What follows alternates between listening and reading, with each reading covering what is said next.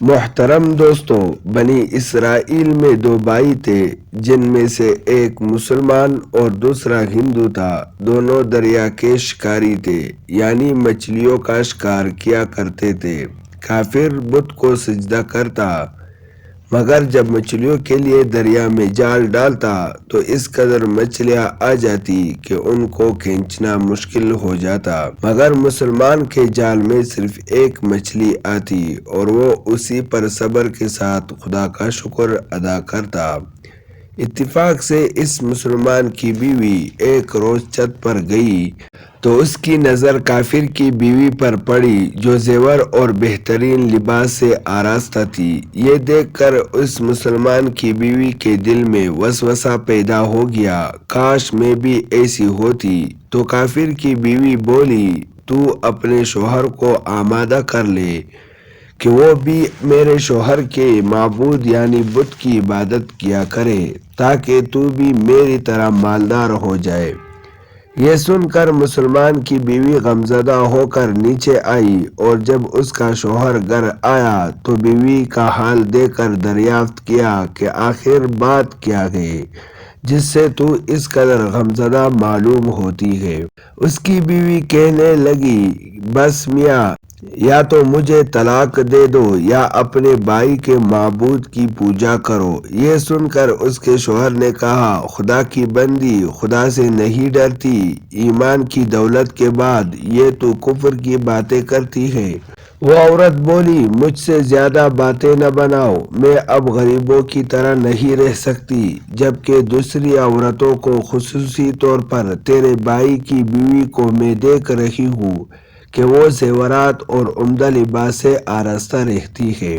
جب اس مرد مومن نے دیکھا کہ عورت ضد پر اتر آئی ہے اور اس کا اصرار حد سے بڑھ چکا ہے تو اس نے عورت کو تسلی دی اور کہا، اچھا، گھبرانے کی ضرورت نہیں، میں کل سے کاریگروں اور مزدوروں میں جا کر محنت کر کے تمہیں روزانہ 2 درہم دیا کروں گا، ان 2 درہم سے تو اپنی حالت درست کر لینا۔ یہ سن کر عورت کو کچھ تسکین حاصل ہوئی۔ صبح سویرے وہ مرد مومن مزدوری کی تلاش میں نکلا، لیکن کسی نے اس کی بات نہ مانی۔ وہ پھرتا رہا، شہر شہر، گاؤں گاؤں کی خاک چانتا رہا، لیکن کسی نے اس کی مدد نہیں کی۔ بالآخر مایوس ہو کر وہ دریا کے کنارے پہنچا۔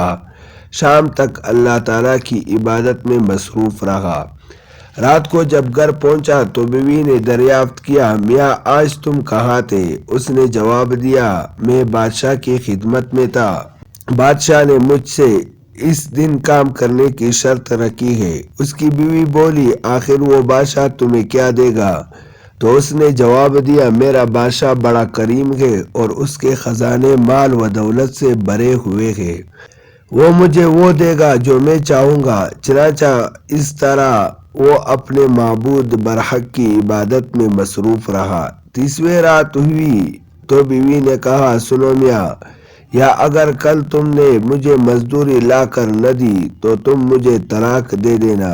یہ سن کر اس کو کس قدر پریشانی لاحق ہوئی۔ 30ویں صبح اس نے یہودی کو کہا، کیا تم مجھے مزدوری پر لگا لو گے؟ یہ سن کر یہودی کہنے لگا، ہاں، تم کو مزدوری مل جائے گی، لیکن شرط یہ ہے کہ میرے پاس تمہارے کھانے کا کوئی بندوبست نہیں۔ چنانچہ وہ مرد مومن روزے کی نیت سے کر کے اس یہودی کے ساتھ کام پہ گیا۔ ادھر دوسری طرف ایک آدمی اس کی بیوی کے پاس گیا اور دروازہ کھٹکھٹایا۔ جب اس کی بیوی باہر نکلی تو اس آدمی نے اس کی بیوی کو 29 اشرفیہ دی اور کہا، یہ تمہارے شوہر کی مزدوری ہے۔ تمہارا شوہر 29 دن بادشاہ کے کام میں تھا، یہاں تک کہ تمہارے شوہر نے بادشاہ کو چھوڑ دیا۔ اگر وہ 30ویں دن بھی کام پر جاتا تو اس کو بہت سے اجرت مل جاتی۔ لیکن وہ یہودی کے پاس چلا گیا۔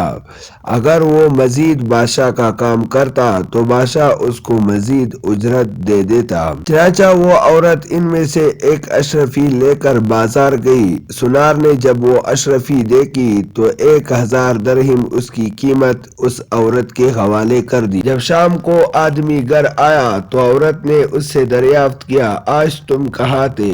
اس نے جواب دیا کہ آج میں ایک یہودی کے ساتھ کام پر تھا۔ اس کی بیوی نے کہا، آخر بادشاہ کی خدمت ترک کر کے دوسرے کی خدمت کیوں کرتے ہو؟ پھر اپنے شوہر کو اشرفیوں کا واقعہ سنایا، جس کو سن کر وہ مرد مومن روتے ہوئے بے ہوش ہو گیا۔ جب اس کو ہوش آیا تو اس نے بیوی سے کہا، افسوس، میں نے بادشاہ دو جہان کی خدمت کا حق اپنے اوپر لازم نہ کیا۔ اس کے بعد اس مرد مومن نے عورت کو چھوڑ دیا اور پہاڑوں پر چلا گیا، جہاں خدا کی خدمت میں مصروف رہ کر باقی زندگی گزار دی، اور وہی اس کا انتقال ہو گیا۔ محترم عزیز دوستو، اللہ کے خزانوں میں کوئی کمی نہیں۔ وہ بندے کو اس کی عبادت کا صلہ ضرور دیتا ہے، اگرچہ بعض دفعہ کسی حکمت کی بنا پر اس کے ہاں دیر ہو جاتی ہے، لیکن اندیر پھر بھی نہیں، وہ بندوں کو دیتا ضرور ہے۔ اللہ تعالی ہم سب کو صبر و شکر کے ساتھ رہ کر زندگی گزارنے کی توفیق عطا فرمائے۔